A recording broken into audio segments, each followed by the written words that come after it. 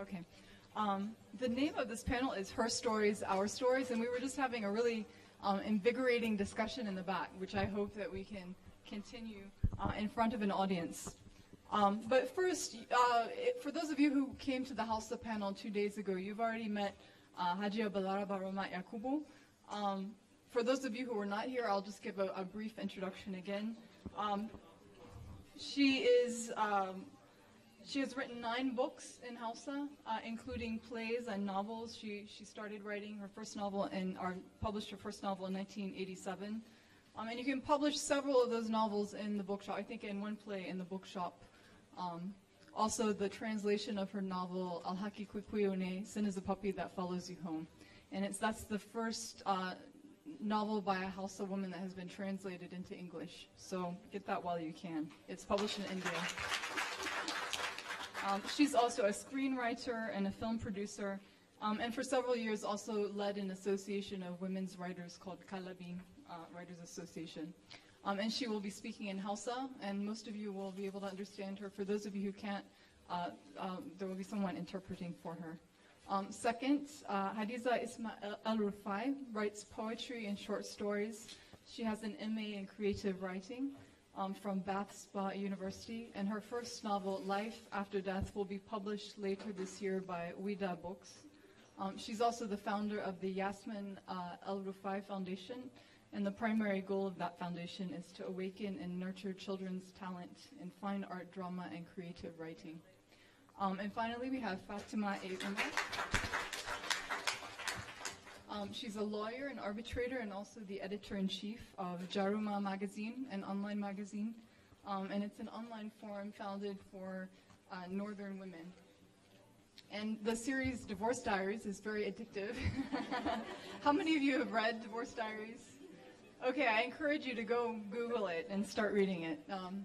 And we'll talk more about that. So first of all, this is a question that I'll ask all of you to answer. And you're all writers, and you've also all been engaged in creating platforms for other women to kind of express their voices and their stories. So can you tell me about this kind of creative journey that you've been on and how this led to kind of encouraging other women to tell their stories? And also, if you could just tell me why you write and why are kind of personal stories important. So if we could maybe start with you. Yeah. I started writing from a very, very early age. My mother is the reason why I started writing, because my mother didn't want us to watch television. She hates television. So the only entertainment we had was books that I read. Was actually Professor Alkali's book, The Stillborn. And then, and then my mother said, you know, one day if you put your mind to it, you can write like her. Then I said, okay, I'm going to start copying Professor Alkali. I'm going to start writing. I went to a secondary school that encouraged the arts, creative arts, Zamani College, Kaduna. We had a very vibrant, they encouraged us to write everything. So in my teenage years, how I dealt with, teenage angst and issues was to just write. So writing for me has always been therapy. And I write to release, because I'm Fulani, so we don't really talk about emotions and we don't really talk about, I feel sad today. You don't say that. You're supposed to be strong as a woman. And let me just say that it is with silent strength that the northern woman survives in northern Nigeria. So, I have to find a medium to express the pain I feel in my heart and things that I feel are wrong. And really, that's how it started for me. And here we are. Great, thank you. I'll ask you to say a little bit more about Jaruma later. So, Haji Hadiza.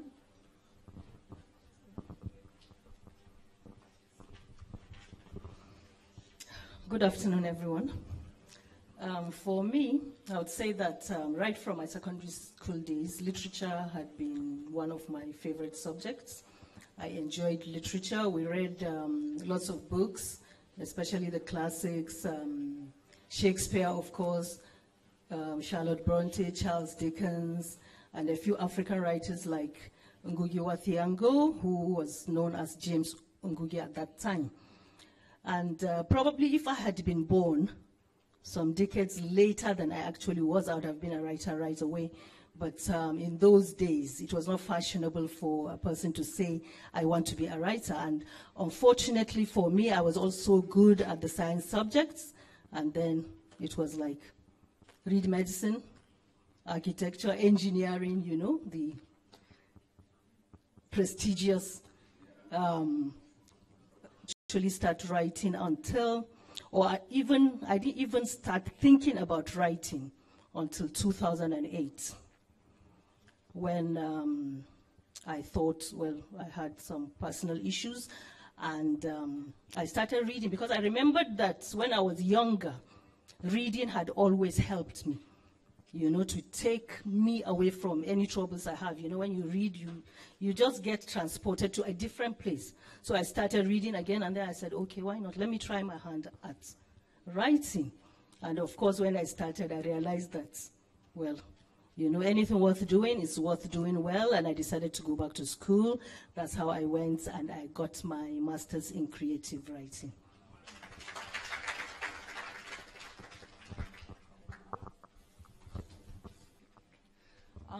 Okay, Hajiya Balaraba Ramat, me za ki ce akan hanyar da kika fara rubutu, kuma menene abin da ya ja hankalinki?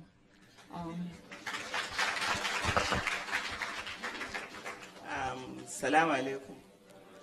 Hanyar da na bi na fara rubutu, lokacin ina Bauchi aka ɗanyi wani gasa ta rubutu. Muka yi irin rubutun nan da ake cewa na wasan kwaikwayo. To wajen mu 23 ne muka rubuta, amma kuma sai aka ce na wani ya ci da littafin da na mayar kyakkyawar rayuwa.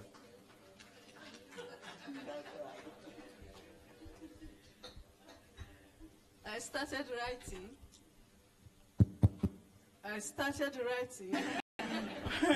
Wannan shi malamin da ya ɗauke mu wannan fannin, shi ne ya ce, ya bani shawara cewar ya kamata na mai da hankali na gani zan iya yin rubutu sosai na zube. Rubutun zube shi ne na littattafan Hausa. The teacher in charge was the one who advised me to advance the writing in Hausa. Oh? Yeah. Bayan wannan na rubuta littafi, bayan na gama rubuta wannan wasan kwaikwayon, sai na zo na rubuta littafi na zube wanda ake kira budurwar zuciya. Wannan budurwar zuciya ya fito a shekara ta 1978. Shi ne littafi na farko da mace marubuciya daga Kano ta rubuta.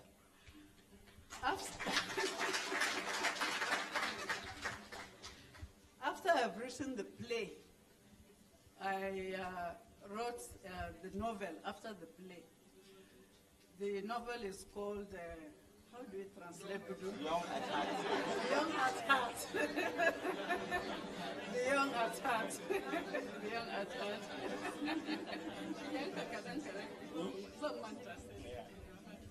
Heart. Wannan littafin na budurwar zuciya ya jawo min rigingimu da yawa, saboda ni ce mace ta farko a Kano, bayan shugabanni na gasu da Zainab Alkali da Hajiya Hafsat Abdulwahid, ni ce ta uku. To su da suka yi nasu rubutun yawanci sun ɗan fasara wasu da turanci, kamar na Zainab da turanci ne, na kuwa tsantsar Hausa ce. To malamai da mutan gari da sarakai duk ba abin da ban gani ba. Okay. After the publication of The Young at Heart, I got into a little problem because I was the first to write in Hausa. The rest of the writers who came before me were writing in English. Wannan littafin shi yasa na jajirce na zama marubuciyar da zan iya kallon kowane irin mutum na faɗa abin da yake raina. Okay. This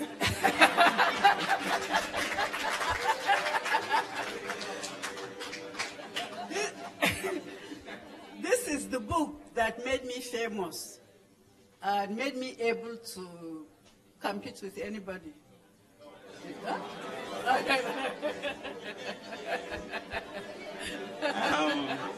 Anyway, it is. Yes, This is the book that has made me famous and has made me courageous. Okay, to face. Saboda abubuwa kamar guda hudu. Na farko da na fara wannan malamin da ya ce na fara rubutu shi na kaiwa ya duba ya ce ya yi daidai, amma shi mutumin Bauchi ne, Hausarsa ba ta da ƙarfi. Okay. Yes. The first editor came from Bauchi, and well, unfortunately, his Hausa wasn't that strong. Like da na zo muka duba da ni da ƙannena suka ce kai Hausa ta yi, kuma ina gode wa mahaifiyata, alhamdulillah, Allah ya ji kanta ya ji kandun mahaifanmu gaba ɗaya. Ita ce ta koya min duk karin magana da yake ciki. So abin da ya bani mamaki cewa tunda mama na ce ta koya min, ina ganin ai ba sai na nuna kowa ba. Kawai sai na ɗauko littafi ne sai Zaria na zo gaskiya. Okay. First of all, my brother helped me with the editing, but my mother did the greater job. Who helped me? I didn't have to give it to any other person. To na zo Zaria sun buga min littafin nan akan naira 150. They published the book. The cost was in Zaria. I mean, Gaskiya Corporation. Gaskiya Corporation at 100 naira for 150 naira. 150 naira for how many copies? 1,000 copies. 1,000 copies. Then sai da na gama bugawa sai na ɗauka na je Kano Education Resources Center. Na ce ga littafi na ina son su duba su bani recommendation don ina son ya shiga cikin manhajar 'yan makaranta don a karanta. Okay, after the publication, I took the book to Gaskiya Corporation because I wanted the book to be enlisted among the... Yes. Wannan kawo littafin da na yi KARD sai da na buga irin wannan littafin sau 5 kafin daga ƙarshe su ce yayi, sai da suka haɗa ni da mutane da yawa, wasu a BUK, wasu a nan ABU su duba littafin. Duk wanda ya duba ya gyara 1-2 sai a ce aje a buga, sai yanzu in kuma biya a buga, sai a ce bai yi ba. Ni da kaina sai da na ƙona budurwar zuciya kwafi 5,400 a wannan lokaci. Well, the book went through a lot of editing, about 5 times. And by the time I have finished with editing the book, I have spent about 500,000? 500 copies. 500 copies. 5,000 copies. 5,000 copies. And you had to burn the book. And I had to burn the books. Da wannan rigimar ita ta saka duk labarin da zan yi sai na kai wa Profesa ko Abdallah ko ɗan Gambo ko Professors uku ne, na manta ɗayan aimin abin nan uzuri, su nake kaiwa su duba, sai sun duba sun ce yayi, sannan zan kuma ɗaukan manuscript ɗin na kai KARD su ce yayi, sai na ga an bani recommendation letter a hannu sannan in je in buga. Wannan ne ya saka da littattafai na wasu suka shiga syllabus na 'yan makaranta. Okay. That's very good. Because I had to burn 5,000 books due to bad editing. This time round, I decided that all my manuscripts must go through professors. And since I did that, I was able to get good editing and get my books in the school system. Okay. Am I right? So bari mu koma ta in. Okay. Okay, so we'll come back to this story because there's more I want to ask you.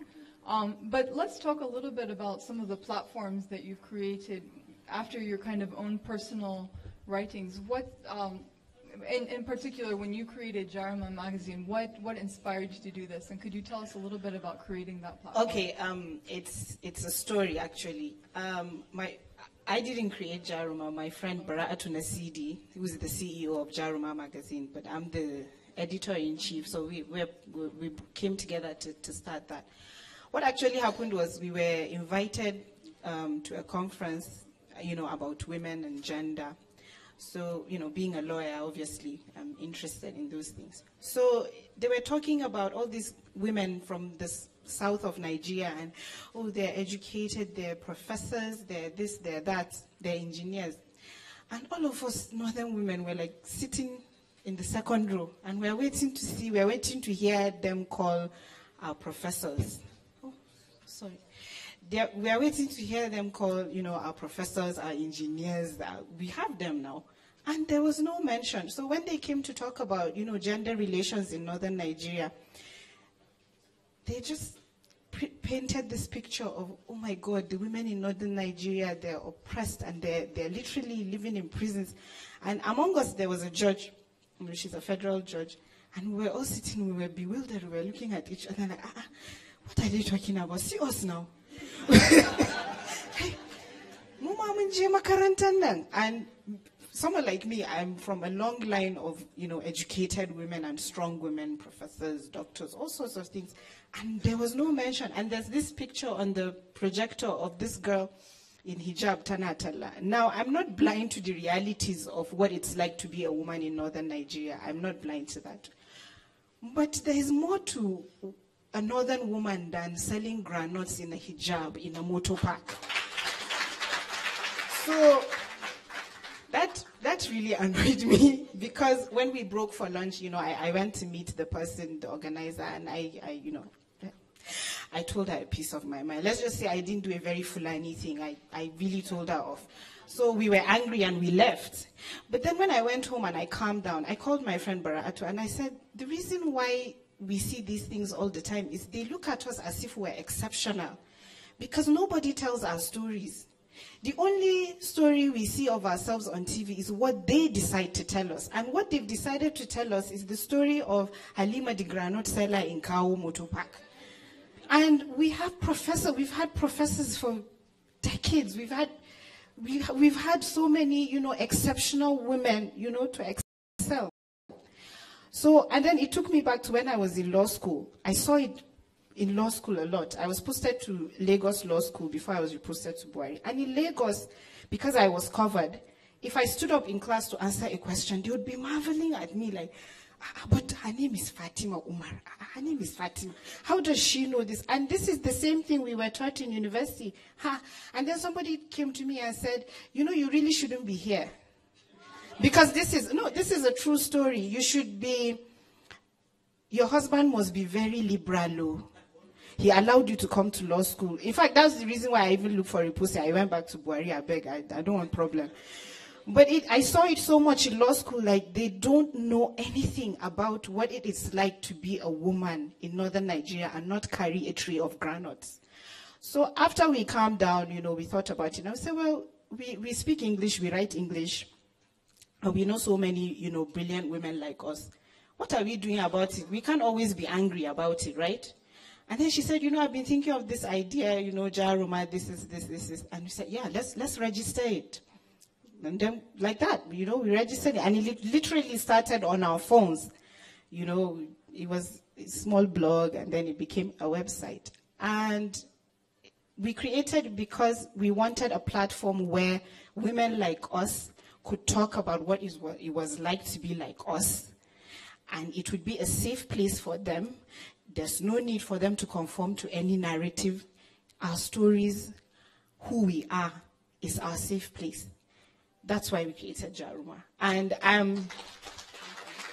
I'm so happy because even at this Kaduna Book Festival, like I've met so many young women who have approached me and they're like, hey, we want to talk to you about writing for Jaruma. Let me use this opportunity to say it. If you write something, send it to me. I will publish it. If you are a young northern girl and you have something on your mind that you want to say, send it to me. I will publish it. Because there are not enough platforms for women like us to say, well, this is what it's like. I'm a doctor, and I like to cover, like what they were talking about in the morning about hijab. It's not a big deal. I don't know what else to wear. You are telling me that I'm wearing the hijab because I'm oppressed. What are you talking about? I can't go out without covering. But they don't know that. They would rather, perpetuate that narrative that there's somebody who is forcing me to do what I do. I'm a whole human being. I have thoughts. I have feelings, and I have a story to tell. So that is the platform. And alhamdulillah, this is our second year.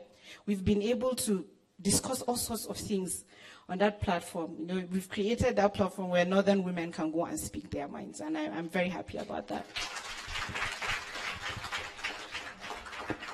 I'd like to follow up a little bit later about some of the topics that you do, but I'm not going to ask you, I don't want you to talk about that right now. I'm going to follow up with a question that Hajia Balaraba asked you in the back, and that's, Jaruma is in English. And so there are thousands of novels and other books in Hausa language, and so obviously Hausa reaches probably even more people in the north than English would. So why the choice for English? Well, I'm Fulani, like I said in the beginning, so my command of Hausa is not really that good. So I cannot just create a platform for something that I'm not versed in.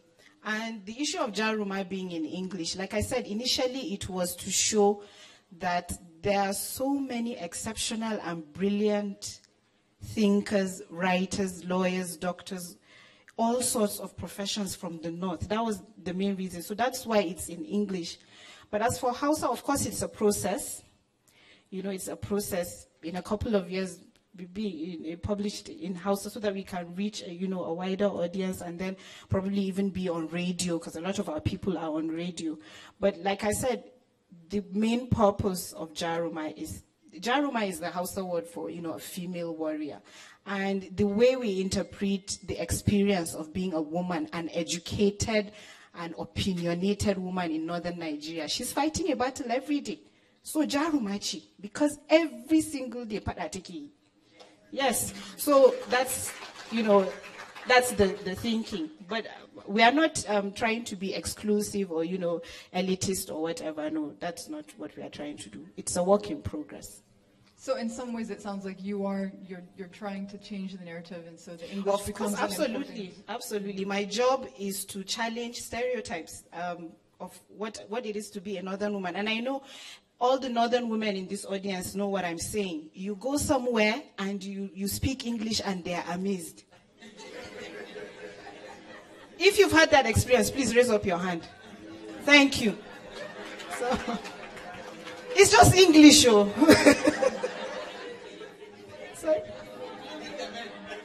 Okay, even the men, if you are a northerner, you are at a disadvantage already when you are I'm sorry to say this, I'm a patriotic Nigerian, I'm sorry, before I am branded an ethnic jingoist. I'm a patriotic Nigerian, but it's not fair what, our brothers on the other side of the Niger are doing to us.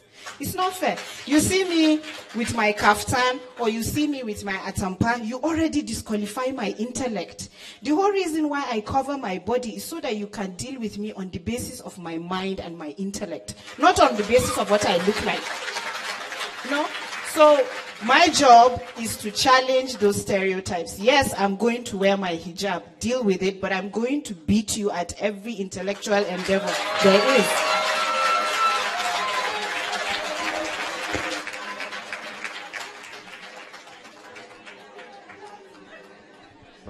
So Hadiza,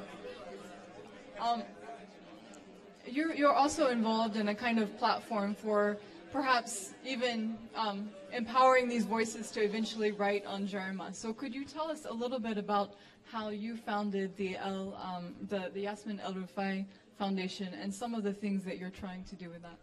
And I think you have one. Thank you very much. The Yasmin El Rufai Foundation, as some of you know, was named after my late daughter. And she was interested in the arts, especially the literary arts, and I thought that the best way to immortalize her was to do something in her name in that sector. So for the foundation, we have two programs that we do.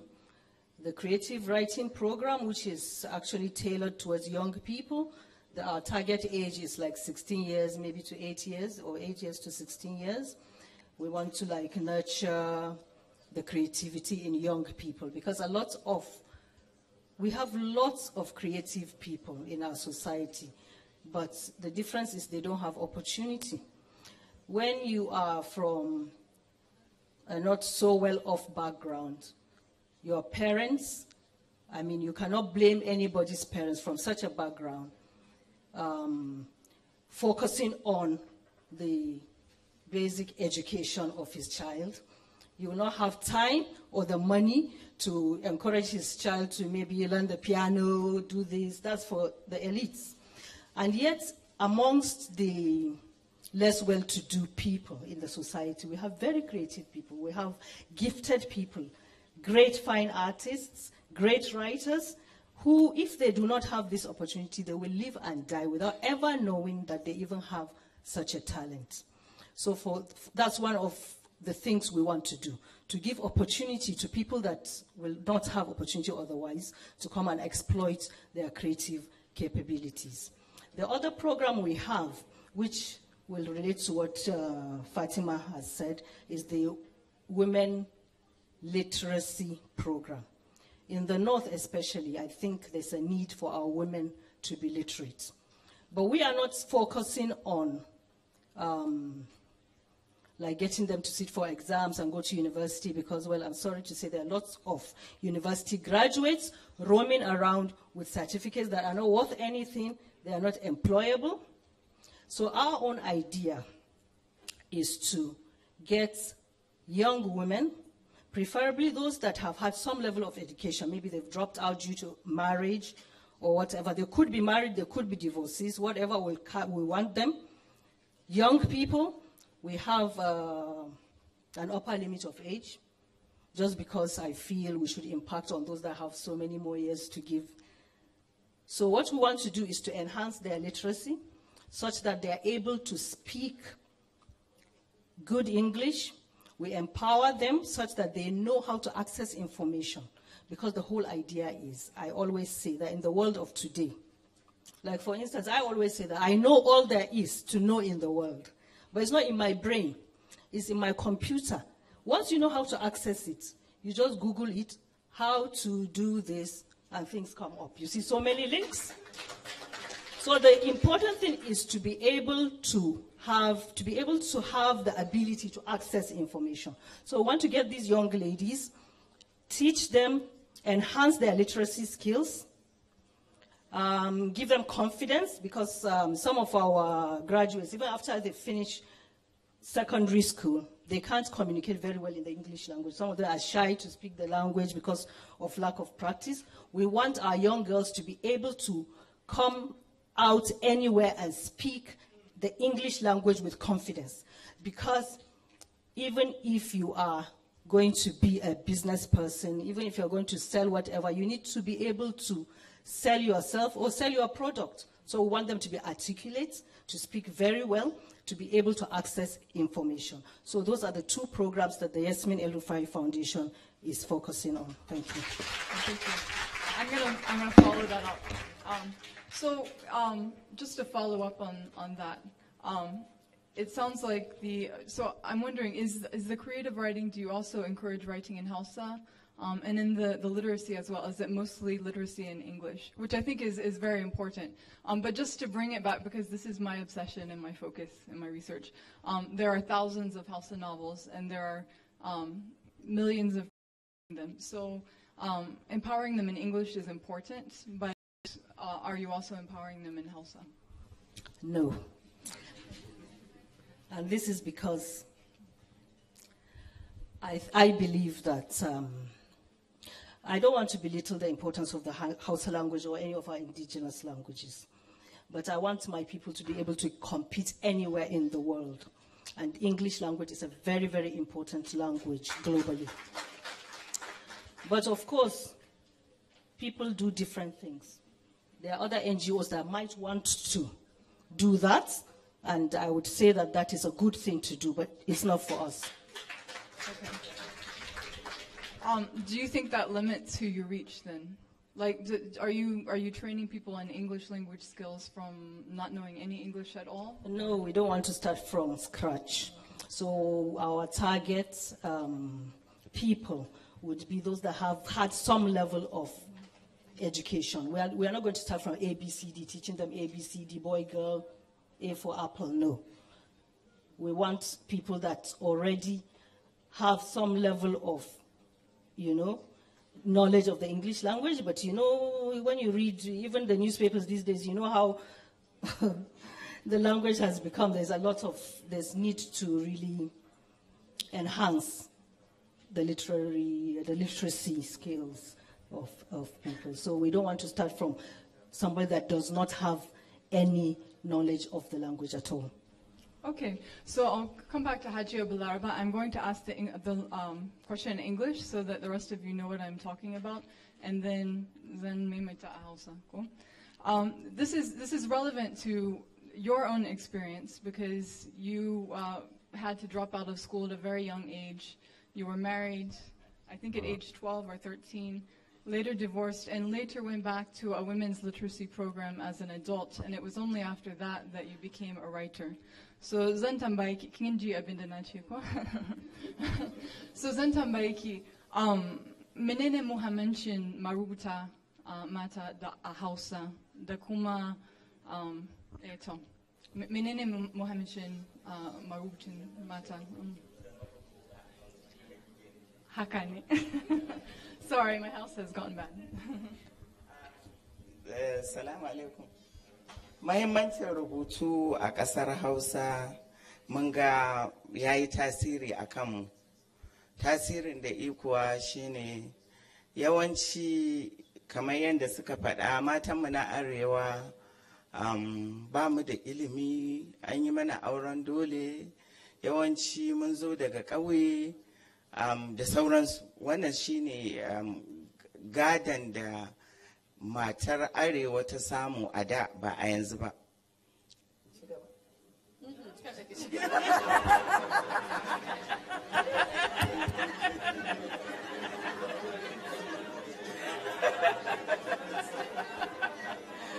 Okay, that's it.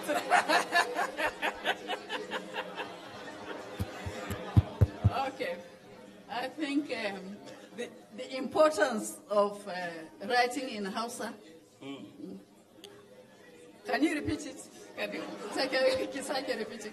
Na ce rubutu yana da mahimmanci kwarai a arewa saboda matanmu na arewa yawanci ba mu da ilimi.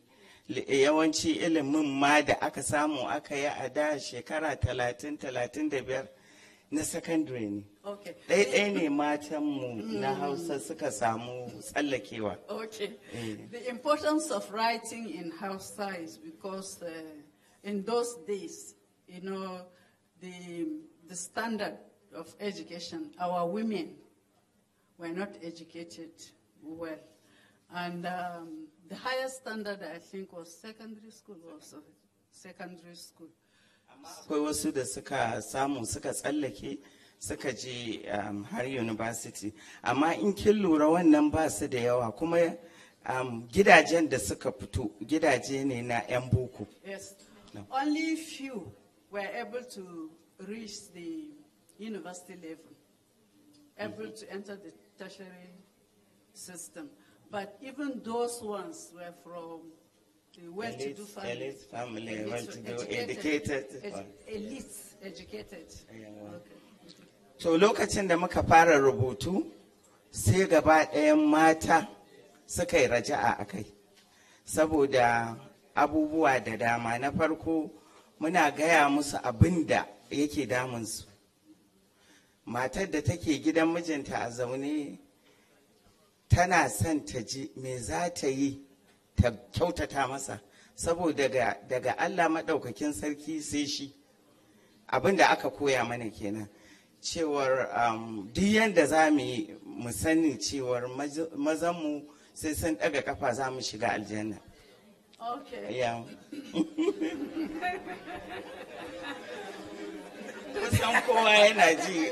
Except for the few that do not understand. For the sake the of theme, yeah. the theme of her writings appealed to the women because they were brought up to believe that after God, only there are men who are second to God. There are men who are second to God. So through her writing through my writing in Hausa, I have been able to enlighten women about issues concerning themselves. Wannan shi ya jawo mata idan muka ce da su yau karki yi kaza sai ki ga sun yi.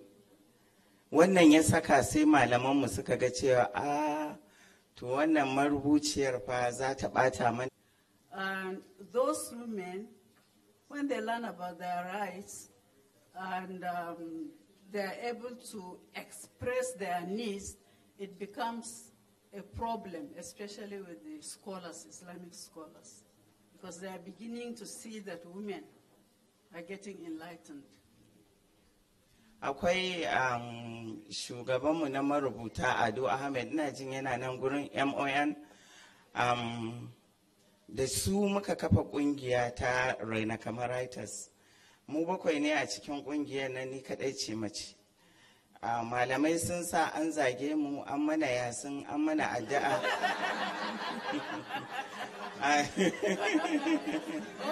Har akwai wanda ya ce sai ya dake ni. Akwai wanda ya zo gidanmu ya zagi iyayena. Duk wannan abubuwan an yi shi ne saboda muna wayarwa da mata kai cewar su tashi ko dai su yi ilimi ko su kwaci kansu. We were able to set up an association to protect ourselves. But the scholars, the Islamic scholars, persecuted us. I was at some point even threatened to be beaten. So there was this persecution initially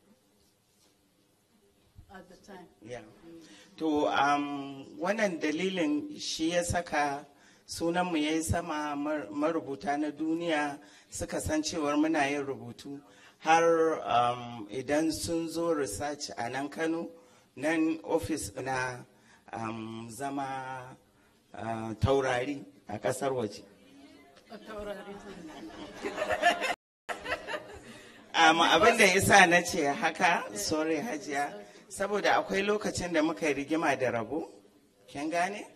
Da muka yi rigima da Rabo muka tutura wasiƙu duniya, gurin marubuta na duniya, har da FEN su ne kun ga gaba ɗaya shugabannin marubuta na duniya gaba ɗaya, har su sai da suka yi rubutu akan cewar duk wani marubuci da yake duniya mai da hankalinsa Kano, yawa ga Ado, ya mai da hankalinsa Kano a ƙasar Najeriya da ya samu wannan ɗaukakar, sai mu wannan marubutan na Kano. Alhamdulillah. Okay. Let me just summarize that quickly. So she was saying that the writings were quite controversial and they were being attacked. There was a time that there was a censorship board crisis in 2007 when writers were being asked to pass their books through the censors board, and so there were writers, for example, Halan Habila and others, who wrote in support. Can sometimes be, and so I'd like to come back now and talk talk about the divorce diaries, which some of you have read. And I was wondering, so maybe you could describe the divorce diaries, what they're about, and then some of the controversy that you faced with them. If I say I'll talk about the controversy, we'll sleep here home. But divorce diaries, basically, it started as therapy. Like I said, writing for me is therapy. About 5-6 years ago, I got divorced, and it was very hard for me. I was young, I was like 21, and I really couldn't talk to anybody about the things that, had happened to me and how I felt, and, I blamed him, he blamed me, the families, all sorts of things. And, we Fulanis, endogamy, so we marry people we know and stuff like that, and relationships were broken. It was a very hard time, and there was no one I could, talk to, because everybody's just saying, go back, ki hakuri, the usual ki hakuri. And I know I would go and die, so I didn't go back. But, so that's how I started writing divorce diaries. I bought a notebook, and I just started writing. It started as a journal, actually. So I used to write day one. This is how I feel. This is after my Idda finished. That's the waiting period. A very close friend of mine also, her marriage ended. And she ran to me. She was crying, "Oh, Zara, what am I going to do? The love of my life, I've lost him, blah, blah, blah." And I said, "To, I've written this. It helped me, on my journey to heal. It made me feel better, and it may help me to cry. Because culturally, we're not even allowed to mourn the death of something, like a marriage. You're supposed to do your idda, remarry again, and move on. But people don't see, how it tears your soul apart, that you failed at this thing." So I gave it to her, she read it, and then there were some pages left in the journal, and she started writing. She wrote, like I had. And another friend, because it's really rampant divorce in Northern Nigeria, so before she finished her own 90 days, another friend, so we had to transfer the notebook. So like that, it started like a joke. So when Jaruma came on board, we said, okay, what is the content that we have? And we really wanted to carve a niche for ourselves, because my editorial policy is I will publish only Northern girls. They're my people. That's my constituency. So what is it I'm going to talk about that will resonate with them, that they will feel like this woman is one of us? I don't want to be writing articles all the time. So, I thought about it, and I said, oh, I have this, books. And then I said, well, let's call it Divorce Diary. So let's try it out. And my father is my biggest fan and my biggest critic. So the first time he saw it, he said, "This is gossip." And he's an academic. He's like, a lecturer. He's like, "Throw this in me. What is this? How can you be writing personal stuff like this and put it online?" But I went ahead anyway. I'm stubborn. So we put that my friend's story. So, I sat down and I read what she wrote, and then I wrote it how I understood it. I changed her name, I changed some details, and the first one, it went viral. I was shocked, because this is a woman's story, and it's a very sad story, because she was, in an abusive situation, and she had to run away in the middle of the night, all sorts of things. And then after that first one went viral, I don't know where people got my number, and then people started calling me, "Can I come and see you at home?" Yes, at home. In fact, there's a living room in my uncle's house in Abuja called, the divorce parlor, because people just, it's that bad. Because divorce is everywhere. And it's one of the topics that we never talk about in Northern Nigeria, except now that divorce diaries is everywhere. Nobody wants to talk about it. Allah ya sa haka yafi alheri. Allah ya hada kowa da rabon shi. That's the end of the story. So that's how divorce diaries started. And before I knew it, I couldn't even keep up. I couldn't keep up. But, we did what we could. And I was so, honored, and I was so afraid, because these people are trusting me with their pain. And they are trusting me with their stories. So I have to be very careful, how I tell those stories. And it became also a platform for us to explore other issues, like child marriage, like, you know, a man telling you you are a doctor, but you are my wife, so you won't work. Or a man telling you, I'm going to marry 4 wives and all of you are going to live in one room. Yes, it's true. Let's tell ourselves the truth now. It's true. It happens. We've had divorce diaries like that. And Zaamani Kishia, and the man doesn't have where to keep the other wife. So he will tell us, if it's your night, you sleep in the living room. It's happening. And then to talk about the controversies, you know, the first one we did, people thought it was entertainment. And then, you know, I wrote it down and I said, it's based on true events. And everybody called me names, you know, I was a liar, I'm trying to wreck marriages. It's the last thing I would do because I know what it feels like to have a failed marriage. It's the last thing I would do. But the whole point is, you know, our society, I've said this to you before, the men in our society, they are so obsessed with policing what their women do. Even to read simple story on internet is a problem. So because they are policing what we do, how dare you this girl, how dare you come and be telling us, and people always accuse me, let me even address it here, sorry. But people always accuse me of hating men. And they always say, oh, the divorce diaries are about women. But you guys are our fans. You know it's not true. We've written stories of men who have been through hell in the hands of women. The whole point is to raise awareness and say, because first of all, the way we even get married is somehow. Somebody will just see you and say, Ina Sanki, your Shazaka Duro, he will come. They have put dates. It's somehow. And then they tell us, because I'm Fulani, so the system is, okay, you have graduated, you finish NYC, you have a good job, go to Uncle Bashiru's house. There's one girl, her name is Zara, go and see her. If you like her, they set a date. That's how it is, and it is a problem because a marriage is for a lifetime. And then you wake up and you are wondering, how did I end up here? And you can't leave, even if he's beating you, even if he's strangling you every day, whatever he's doing to you, this hakuri, when will it finish? So to go back to your question about, you know, controversy, the first thing was, you know, even within my family, you know, it became a problem. You know, instead of you people, my parents were, you know, severally, you know, harassed and whatever, and say, instead of you people to tell her to go and remarry, you're busy allowing her to be writing lies. Another thing they said, you know, I was sponsored by Yehudawa, that's Jews, and I'm here to break marriages, and I'm here to stop people from getting married. What's my own? If you are getting married, I'll come and eat rice.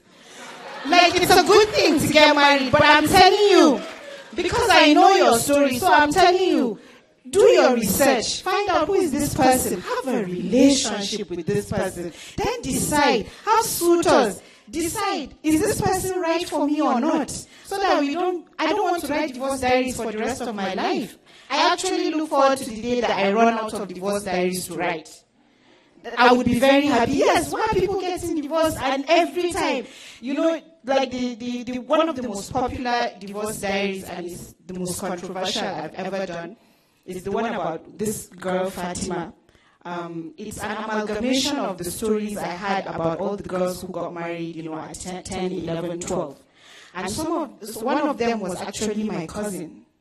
So she was married off at 12, you know, and she didn't even, please excuse my language, she didn't even have breasts. So, you know, on her wedding night, he said she should take off her clothes, he wanted to see her breasts. So she said, but I don't have any. And then that got her a really, really, you know, bad beating. And this is a child who is 12, yes. And this is a child who is, you know, 12 years old. So I had gotten, you know, a lot of child stories like that, and I said, I'm going to address this once and for all, and I'm going to write about their pain. And I wrote about it, and then, you know, I even had people saying I hate Izala sect, and I'm not a Muslim, and it's amazing. And it's even on Twitter, it's just on Twitter. It's not like it's like on Daily Trust where the whole North will read it. But it became a problem, and they're saying, how dare you come to tell us that what we are doing is wrong? And then the best way to show somebody that he's doing wrong is to tell the story. How can you beat somebody for not having breasts? It's not funny, it's absurd. It's terrible. And there are so many, when that story was published, a lot of people reached out. I have this thing where I tour like secondary schools. Personally, it's not a Jaruma thing. I tour secondary schools in northern Nigeria and see what I can do to help. And most of the schools I went to, people will say, labarin Fatima and that Fatima story. I know someone like that, and I know someone like that, and I know someone like that. That means we're doing something. So for me, I don't care about the controversy, because between man and God, I'm not doing anything wrong. And I'm trying my best to create awareness for a lot of things that we do that are wrong. And unless northern Nigeria, we look at ourselves in the mirror and tell ourselves the truth, we can't progress. We can't. Okay, I was going to ask Hajiya Hadiza a question, but I'm going to come back to you because this is very relevant to Ki Magana. It's very relevant to your own experience. Sorry. Ina ganin ina ɗaya daga cikin Fatima nan, da ni ma sunana Fatima. Kuma babana baya son karatun boko, don haka ina aji 3 na firamare aka cire ni, aka yi min aure. Ban san auren ba ne ma a lokacin. Sannan na biyu. She was pulled out of school at primary 3. I'll do it. I have started, let me finish. Okay. Just be patient with me. My house is not very well, but I can manage. I think I need the experience. Okay, Kifara. No, so I'll do the first part. She said she was taken out of primary school. She is also one of them, because at an early age of 13, was it? She got married. Her father believed in young girls getting married early. Yeah. And she was you were withdrawn from school? From school, primary 3. I was withdrawn from primary 3? Yes. Primary 3. Ba zan iya cewa auren dole aka yi min ko auren soyayya ba, dan ban san komai a wannan lokacin ba.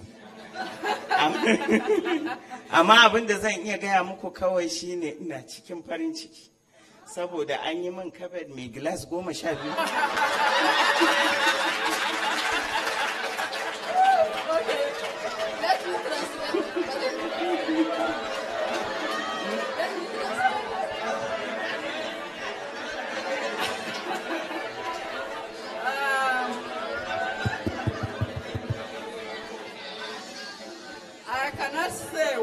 I married for love or not, because I wasn't aware of that. The only thing that pleased me was that I was given a glass cupboard. 12. Yes. So da kuma gadajen karfe guda biyu, wannan bono. Akwai wani gado bono na karfe wanda ake wa rumfa. Ina jin za ku tana shi. I have to.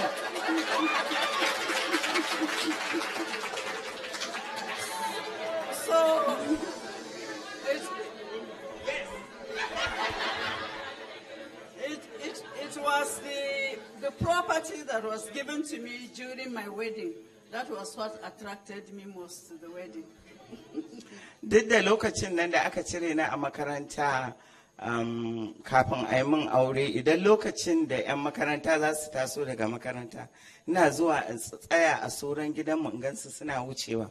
Wannan abin yana bani haushi, amma dai farin cikin nan ya sa ban abu ba. Amma kun san abin da ya fi komai ƙona min rai da na samu hankali, bai wuce cewar shekara ta 1 da wata 8 a gidan, sai ya ce wai ya sake ni saboda ni yarinya ce. Mike, please. Kisan ita Fatima, ita Fatima da na rubuta a kanta ina abin da ya faru da ita kenan shi gaskiya ba zai iya zama da yarinya ba kuma ya lalata yarinyar mutane kuma ya raba ni da makaranta kuma dinnan yawanci in ban da ya labai ƴaƴa ne ko gane bayan ya raba ni da makarantar nan ya mai da ni mace ba budurwa ba ce ne kun gane to ku tuna irin wannan bakin cikin so in na tashi na ga namiji ya yi wani abu yadda kuka san in kashe shi ina faɗa kuma a koyi. Okay, after tuban muzuru. Okay. After that young age, she would watch young people going to school and coming back. But initially she was satisfied because of the glass cupboard she was given as a wedding gift. The most painful thing was that after a year and a half, the man divorced me.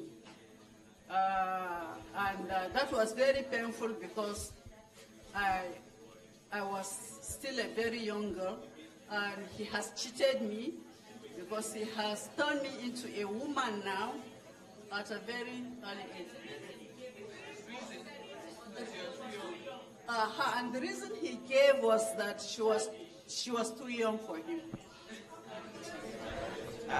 Wannan yasa a cikin littafi na wa zai auri jahila na nuna wannan kabet din na nuna gadan na nuna menene kawai bambancin ita yarinyar ba ta so amma ni ina so ita ta yi kuka an kawo gado za a yi mata aure amma ni na yi dariya na yi muna cewa za an ce dinnawa ne za a kai ni da shi amma daga baya kukan da na yi ya fi nata. Okay, come and pick that up. Okay. So gaskiya ba na saurara. Okay, so bari mu ci gaba ko? So daga baya bana so ba mu da lokaci da yawa ko? So let me just ask ko? You have written about child marriage. You've written about molestation of children and that sort of thing. You've also received these sorts of criticism. So why do you think these sorts of things are important to write about? And how would you respond to the people who say that you shouldn't be exposing these sorts of things? A cikin littafin alhaki kwikwiyo shine wanda suka yi Sin is a puppy, amma kamar translation din biyu ba yadda suka canza suna. Mai gida ne da matarsa da 'ya'yansa kawai Bahaushe in ya ga dama ko ɗaɗari kika haifa da shi zai iya cewa ki kwashe 'ya'yan ki tafi ya sake ki ba fa da su kika zo ba. Kin gane? Amma idan Bahaushe ya sha iska ko kuma Allah ya bashi kuɗi yana da wannan damar da zai ce ya sake ki kin ga ke gidan ubanki zaki ji kuma ƴaƴan da kika haifa masa dan wulakanci su ma sai ya ce wai ki ɗiba ki tafi da ƴaƴanki. A cikin alhaki kwikwiyo wannan abin shi ya faru da Rabi sai da ta ci wahala ita ce girkin abincin siyar sifa ce a gurinta da ƴaƴanta. A cikin littafin ina son sa haka ita dama ba ta son sa iyayenta a duk lokacin da yake so ya yi amfani da ita a mace sai da duka da zagi da waye a cikin haka sai da ta haifa mishi 'ya'ya guda 4 wannan 'ya'ya 4 da ta haifa a cikin ciki na 5 shine ya yi mata duka har ya kashe ɗan da yake cikinta har da aka je cire ɗan aka ce ma ɗan aka ce ta koma gidan aka ja ta ƙarfin tsiya tana riƙe ƙyaure ma har sai da ta ɓalla ƙyauren gidansu akan dole sai an mai da ita lokacin da aka mai da ita gidansa ya ce zai matsanto kusa da ita ta ce ba zai yiwu ba ya koro ta cikin dare daga ita sai rigar bacci ya kulle gate ɗin gidansa tana tafiya a titi ba kowa ta game da 'yan sanda ina za ta je karuwa ce wane ne ta ce ita daga gidan mijinta ta fito suka ce in gaskiya take ta wuce ta kai su gidan ta kai su gidan ya fito aka ce matarka ce ya kamata ka mai da ita dare ya yi ko menene ma ka bari sai da safe, ya ce a'a, yar iska ce ba zai ƙara zama da ita ba, don haka idan 'yan sandan suna so su masu patrol ɗin su ɗauka ya ba su. Ya rufo ƙofar gidansa ya bata da 'yan sanda. Ɗan sanda ya ce to ke yanzu ya za mu yi da ke, sai dai mu kai ki police station mu kulle mu ci gaba da aikinmu da safe kya faɗi inda za ki a kai ki.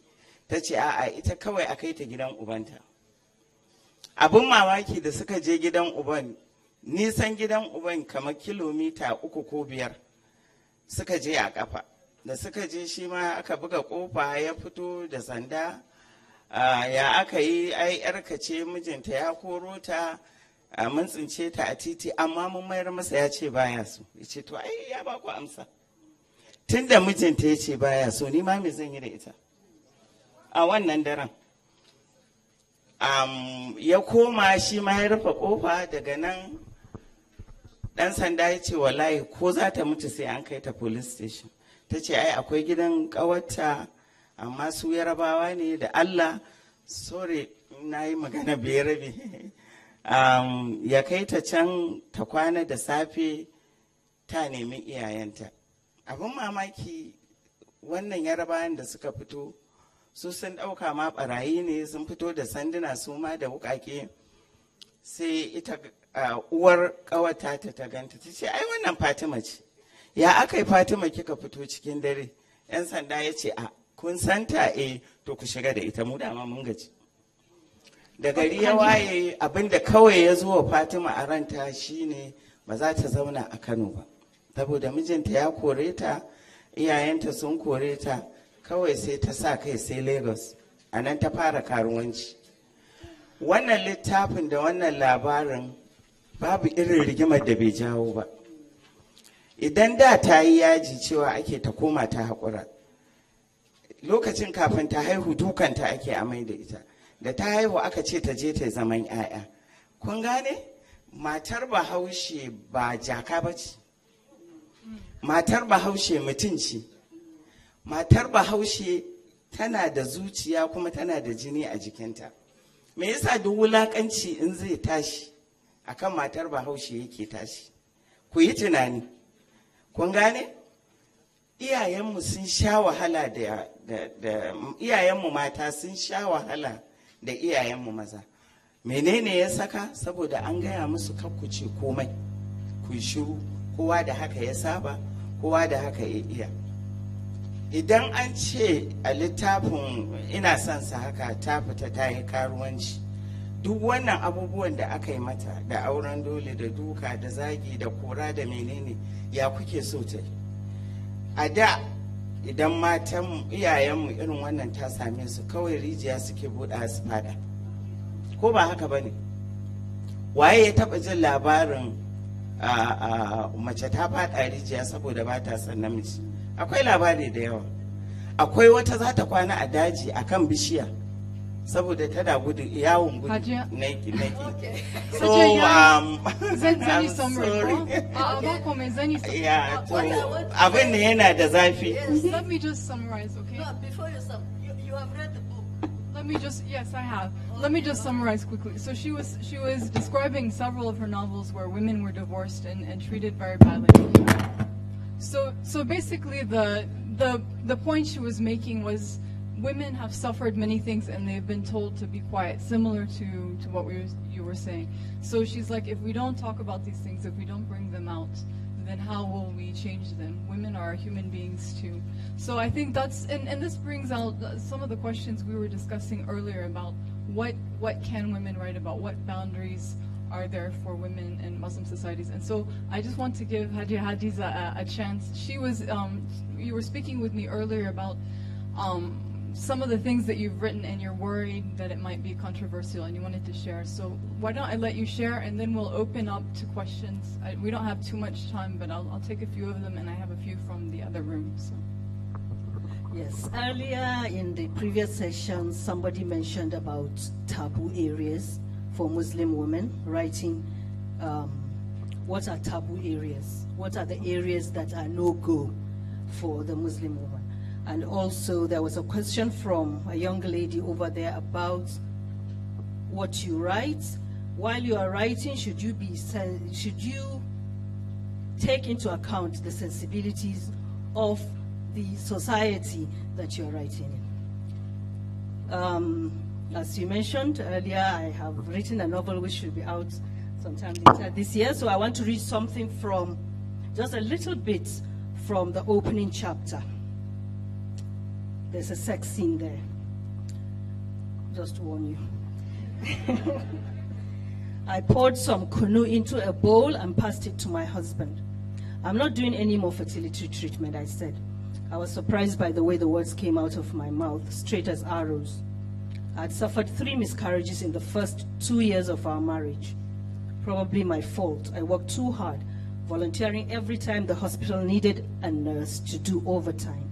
When I got pregnant the 5th time, I quit. I carried the pregnancy to full term and gave birth to our daughter, Fatima. The baby boy that came a year later arrived premature and lived for only 2 days. Since then, my womb had refused to pay any heed to my prayers. My husband had consistently assured me he was satisfied with the 1 child we had, but I insisted on trying for another. I'd always wanted a large family, 3 girls and 3 boys. I'd even chosen names for them. Yakubu took a few spoonfuls of kunu in silence, then wiped his mouth with a tissue. Is this about money? He asked, looking at me earnestly. It's not just that, I said. I'll be 40 in June. I'm getting too old for a baby. I exhaled a sigh. And frankly, I'm tired. For years, I'd endured bloating and nausea, side effects of Clomid, the fertility drug my doctor prescribed. Yakubu had put up with my mood swings and the days of crying that followed each failed procedure. He never complained. Now he'd put his arms around me. But Tambaya, you've always wanted more. The finger I placed on his lips hushed him. I've made up my mind. We should enjoy our lives before we get too old. His eyes peered into mine. Are you sure about this? He eventually asked. I am. When his body relaxed against mine, I realized how tense he'd been. I listened to his heart beating and felt the warmth of his body through the soft cloth of his striped pajamas.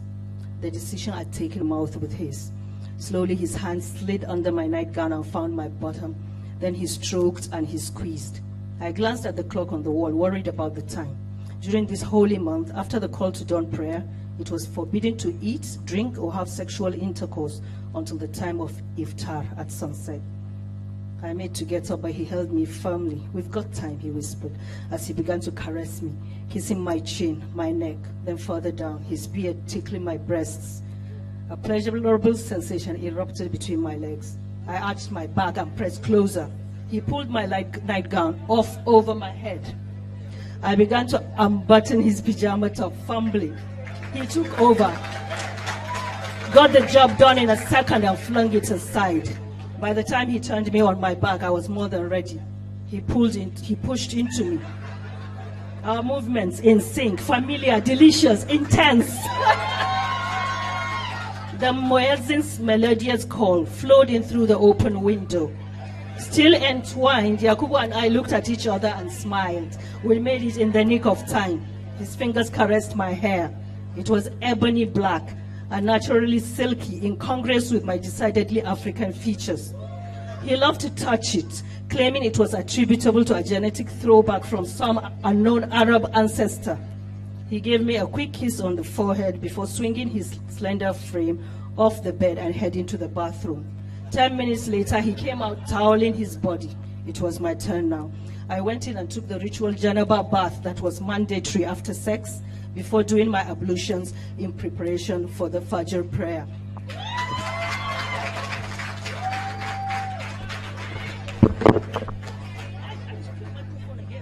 Okay, questions.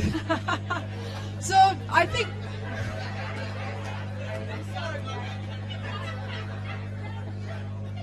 okay, so I think this panel has given a good kind of indication of some of the stories, both the kind of awful stories and also the love stories of Northern women. So I have a few questions here, and then I'll ask for other questions. Let me take like 3, 4, and then I'll read a couple here, and we'll see if we have any more time. 5 minutes. Okay. So you need to take less than 30 seconds each, or I will cut you off. Any women? Good evening, ladies and gentlemen. My name is Osman Sanusi. This second woman on this row. So, in regard to the issue of Fatima E. Umar, Stand up.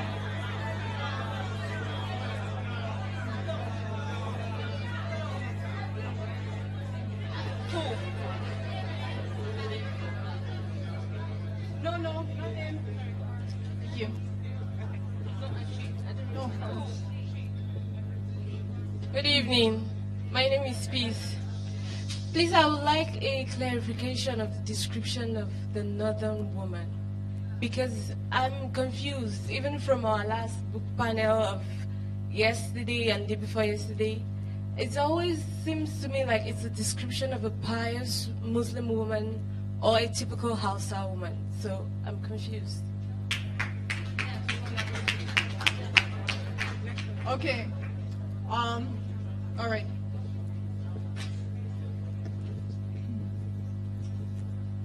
Thank you. My name is Suleiman. I am directing my question straight to the newest Jaruma in the house. My question has to do with the diary. It has to do with the, is it divorce diary? Do you verify some of the information you rush to the press to circulate? Okay.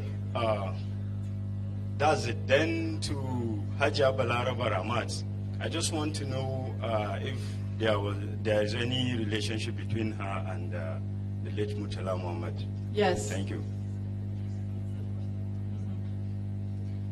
Okay. This gentleman in the gray shirt, and then this Mariam right here, and that we'll have to make that it. My name is Anas Haluru. My question goes direct to Fatima. Please, I want to know whether in the stage of you encountering issues with people on the divorce cases, whether you have tried for once to make a kind of dialogue between the husband and then the wife. Then secondly, although Her Excellency is here, but I'm referring to the state government in general, though His Excellency is equally here. Through the last 4 days of this festival, we have enjoyed being here, and we were being able to get more knowledge on the issues. Although I was opportune to be at the opening session, where His Excellency promised that this event will be an annual event. I'm pleading on behalf of others that please and please, let's see this into reality. We really enjoy being here. Thank you. Okay, Mariam.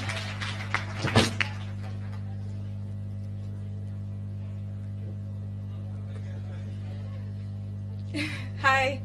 Okay, so specifically to Zara, but really any other person on the panel who wants to, I just for the sake of those who are not here from the beginning, we all know the plight of we all don't know actually. So I just want you to finally just tell us what you feel the female in northern Nigeria is going through, and I want you to, from the bottom of your heart, call out men. I want you to do that. I want them to hear on camera. Just tell them we're depressed, we're oppressed, we're divorced, we're denigrated. You think we don't have anything apart from what we wear or what we don't. I want you to speak to them from your heart, Okay. We have a few questions from the other room. The other room, yes.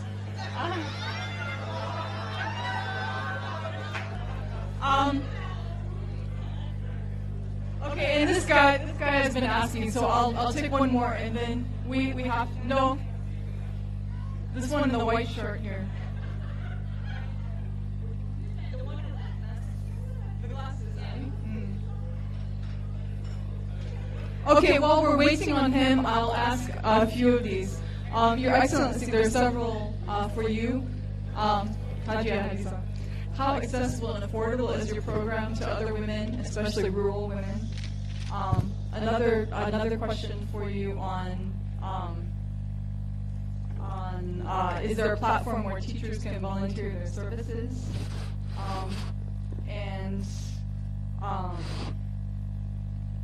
I think that I'll go to him on that. Distinguished ladies and gentlemen. A question.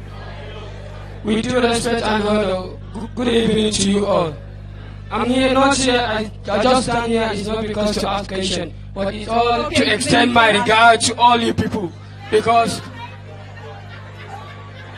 All right, let's answer. Oh, and... Okay, and Hajia, one more question for you. It says empowerment programs are usually for women, but men should be given a chance. They said most empowerment programs are towards women, but men should also be given the chance because, for example, a woman can be sponsored by her husband, but you hardly get a woman sponsoring a man. So you think empowerment should be equal. All right. So why don't we start with you and then we'll move down. Do I have questions? Questions for the other room. Yes. Okay. One more. So you're doing a good job with Jaruma. Thank you. Where do you see Jaruma in a couple of years? Okay. About domestic violence, can Jaruma take it upon itself to help women suffering domestic violence? Because I think it's time for some to start paying for their sins, so others can desist from it. Okay. I think I see Jaruma becoming, more than just a magazine. The real intent was we want to make it like a lifestyle, When you say someone is a Jaruma, she embodies all those values that our organization stands for. I want to, like I said, we are going into Hausa and then on radio, and so, the future is quite bright for Jaruma. About domestic violence, Jaruma can only do so much. Jaruma tells stories. That's what we do. We tell stories. We can't do it all. So if I'm doing Jaruma, what are you doing about domestic violence? Are you opening your eyes? Are you listening? Are you looking at your sister who is always lying that she fell in the bathroom or she fell on the stairs? What are you doing about it? Legislation. Thank God, Your Excellency, you are here, sir. That's it. We should talk about, criminalizing domestic violence, because as it is under the penal code, there's a level to which a man can hit his wife as long as he does not cause grievous bodily harm. And it bothers me a lot. Okay, it has been changed. Okay, thank God. Because when I was in law school, it made me really sad when I learned that. The question about the definition of the northern woman. The northern woman is, of course, someone who is of northern Nigerian origin. Northern Nigeria is not a monolithic, homogeneous place, as we are always misrepresented as. We are diverse, in religion, in culture, in ethnicity, in all the ways you can think of. So generally, a northern woman is the woman. It doesn't just apply to somebody who is a Muslim. So your, definition of being a pious, devout Muslim does not come in at all. The northern woman is the woman who is of northern Nigerian origin, who lives in northern Nigeria with the realities and the hardships of being a woman in northern Nigeria. That's the northern woman for me. The question about verification of divorce diaries. Let me say I took your question personally. Because people always think I sit somewhere in my room and I make up the stories. I swear to God, I wish I could take credit for it and say, wow, I'm such a brilliant author that I make up these stories. I have a verification process. I'm not running a tabloid, okay? This thing has purpose. So the first thing we do, let me just explain it because I've had this question come up. The first process is, of course, you have to show us proof of marriage. And as it is in northern Nigeria, nobody marries themselves off. So we also talk to the wakile. Like I said, we have a verification process, and we always try to reach out to the other spouse to hear their own side of the story. The story you read is a compendium of all these things. And some of the stories, they are an amalgamation of similar stories because it's the same thing that's happening all over. So we don't just listen to somebody and we go and publish. That's not what we do. For those of you that are saying, I sit down in my house and I write lies, I hope I've answered you people. Then, the question about have I tried to reconcile? I'm a lawyer, and by my training, the first response I have to a problem is how can I resolve it, instead of going for litigation. So that's the mindset I approach it with. But unfortunately, by the time they come to me, the marriage has already ended. Okay? But sometimes I've had two couples.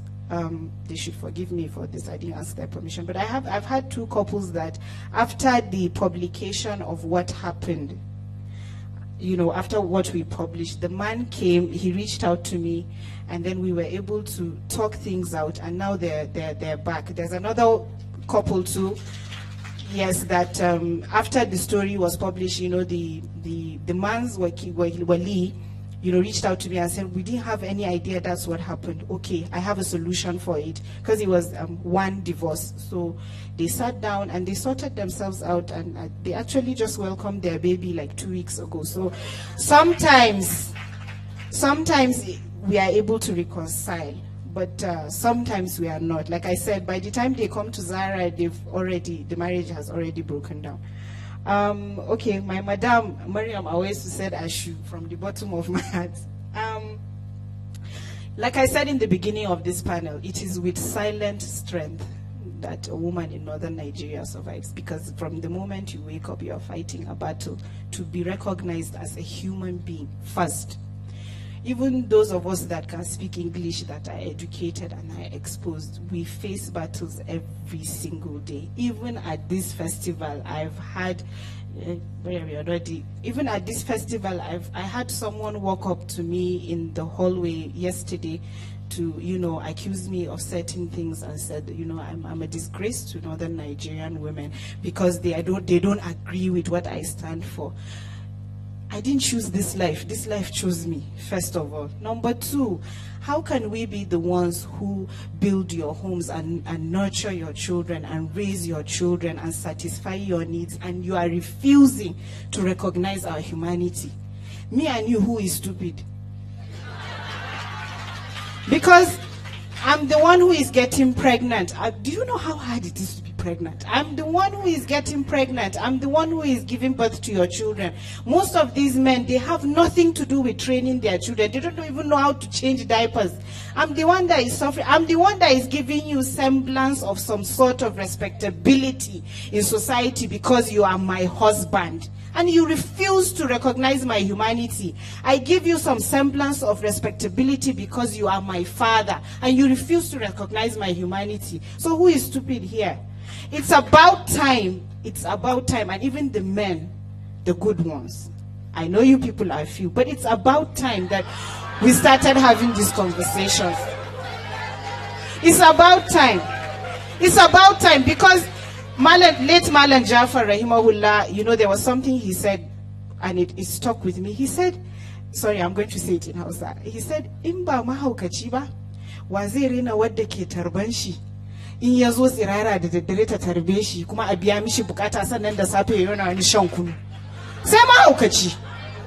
No, and he's right, because you come to me in the night, that's a rough translation. If not a madman, who will mistreat the person who treats him like a king when he comes naked in the middle of the night? Is he not a madman? That's basically my point. So how can I in 2017, what you were upset about the other day, I'm a full-grown woman. I'm a human being. I have my dreams. I have my aspirations. But I have to ask your permission to go to school. Haba. It shouldn't have been my decision. And you see it every day. You see it every day. Oh, she doesn't cover. She think for me to be able to enjoy those rights. So stop telling me that Islam has given me rights. Give me the rights first. I hope I've done it, ma. Thank you, ma.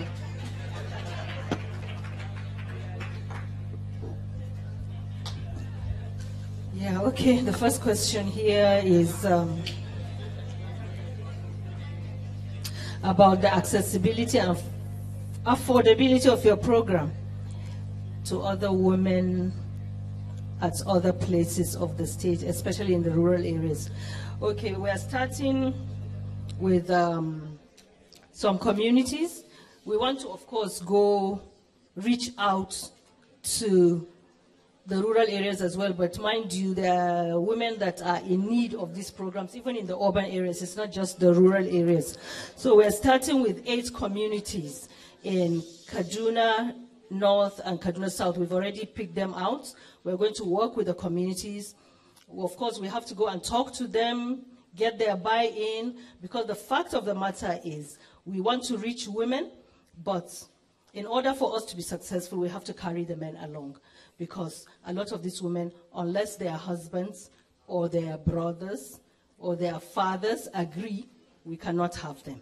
So we want to go and talk to the people, get their buy-in, and it's like we want to work in partnership with the communities, because they will be the ones to give us the spaces where we'll be able to teach these women. We will now give the resources.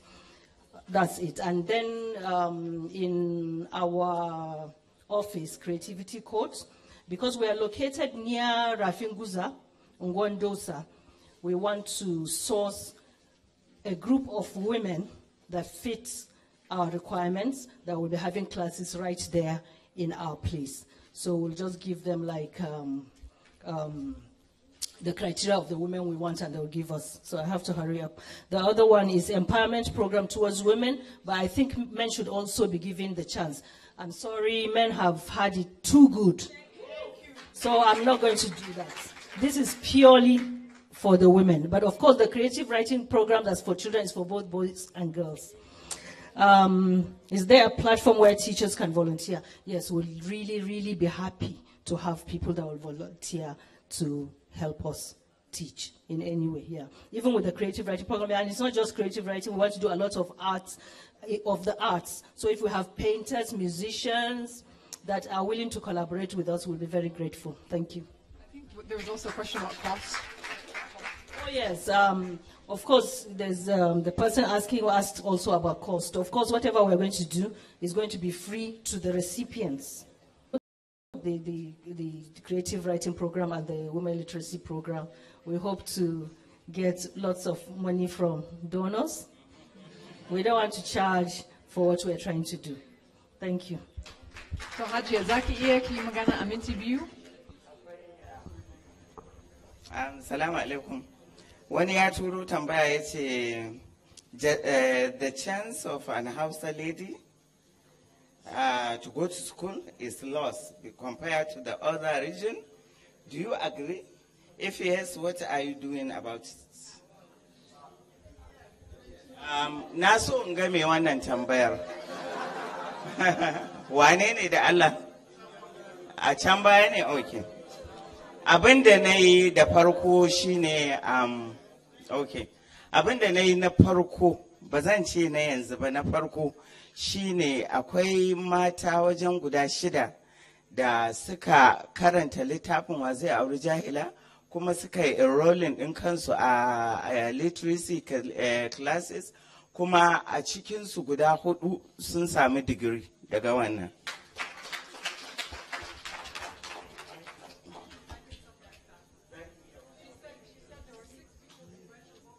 Jahila, which is about a girl who goes back to adult education, and out of 4 of them, they got a degree. Amma sorry, an saki 2 daga ciki. Mijin ɗaya shine ya zo har gida zai dake ni saboda na sa matarsa ta koma makaranta. Abin da na yi kenan a da. Amma yanzu bayan littattafanmu, yanzu da aka zo, matanmu na Hausa, na Hausawa, yawanci suna da ilimi. Yawancinsu yanzu duk suna da ilimi. Kuma 'ya'yanmu na Hausawa suna dagewa su yi kafaɗa da kafaɗa da 'ya'yan wasu kabilun wajen neman ilimi. Don haka yanzu ba a baya muke ba.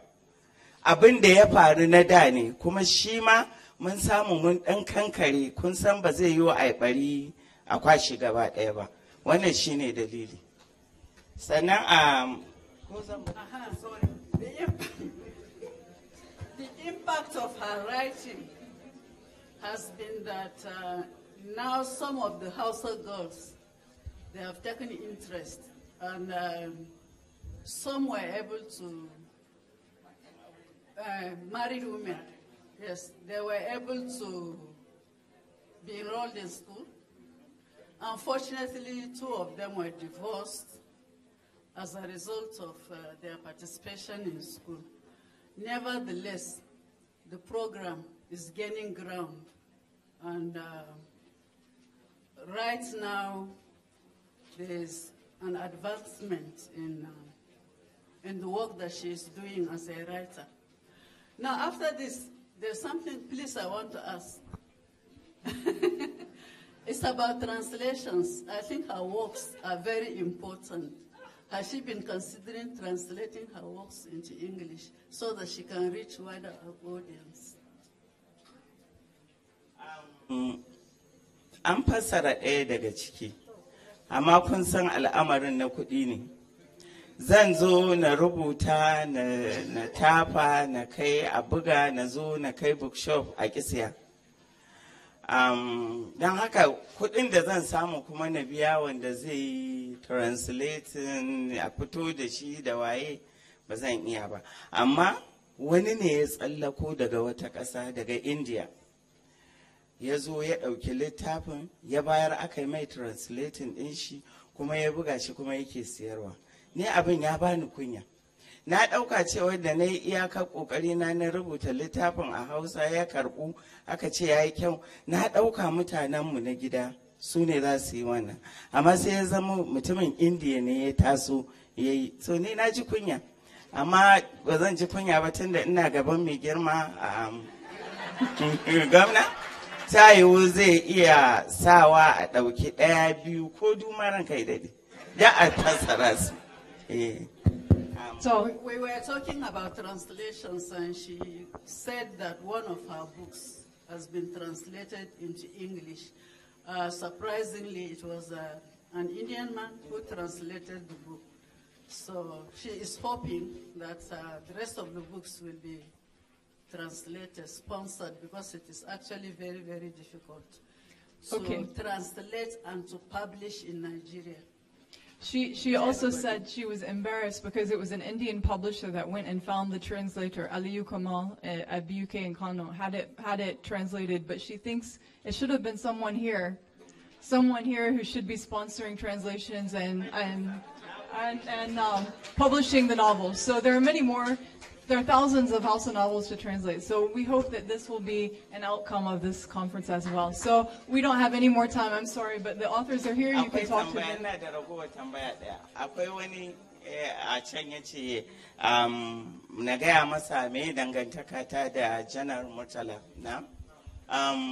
Alhamdulillah uwa ɗaya muka fito da Janar Murtala, amma babanmu daban-daban ne.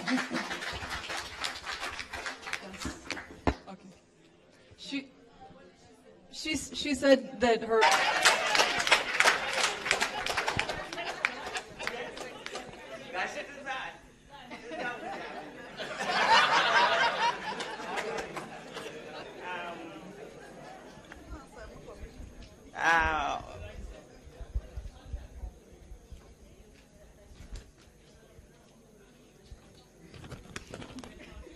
Ba zan yi.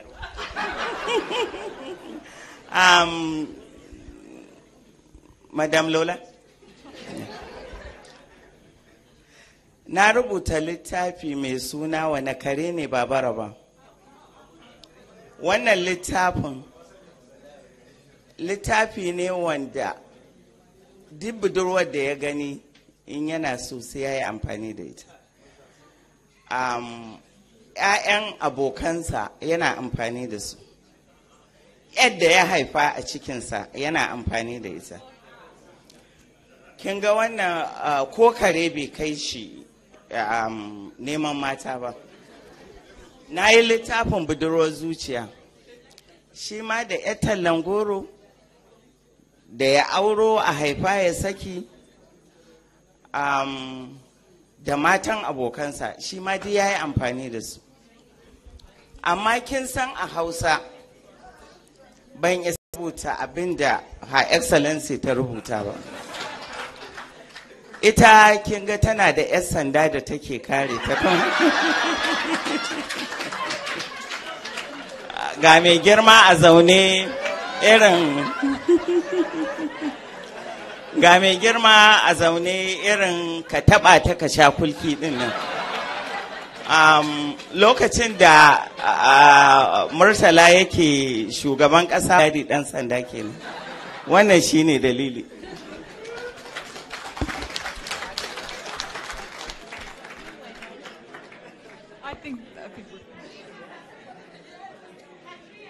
Translation of what she said. She basically said that in 2 of her works, she's actually had characters of men who are rampant womanizers and who have even been involved with incest, having sex with their kids. But that the way she writes has got to be a little bit more subtle, because unlike the First Lady, she doesn't have a police officer to protect her, and she doesn't have, the might of the state government behind her. Yes. Okay, so my question is really, your book, by you, are you prepared for the potential backlash? Because the chances are you will get some flack for writing in the way you've written. I love it. I'm not complaining, but... Yeah, thank you very much. I think as writers, we have to be honest. I think we have to be honest. We have to portray things the way they are. For instance, you can't write, I don't believe in writing a sex scene while you're doing that. And it should not be gratuitous. Because of what happened later in the story, I wanted to show how intimate she and her husband are. The love, that they shared. That was why I put it. And I don't think I should be censoring myself. Because the fact of the matter is, sex happens between a married couple. Sex need for you to write something that will move your story forward or explain certain things. I think you should not shy away from it. But, that's why I read it, because I want to get your reactions, because I don't think I've written it in a bad way. Exactly. I've never read 50 Shades of Grey.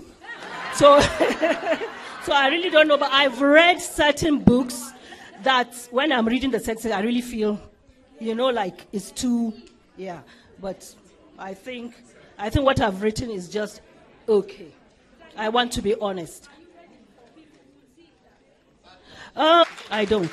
I want to write my truth. I want to write my truth, but I don't know, maybe probably because my husband is a politician, I should... It's actually a discussion I've had with my editor about whether to take it out. I don't know. Your Excellency, should I take it out? No, go